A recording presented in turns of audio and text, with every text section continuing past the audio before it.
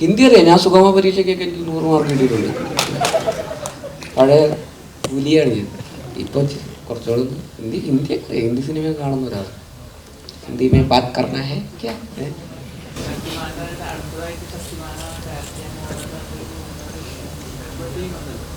എനിക്കറിഞ്ഞൂടാ. ഞാൻ പണ്ട് കണ്ടിട്ടുണ്ട് ശക്തിമാൻ. അതാണ്.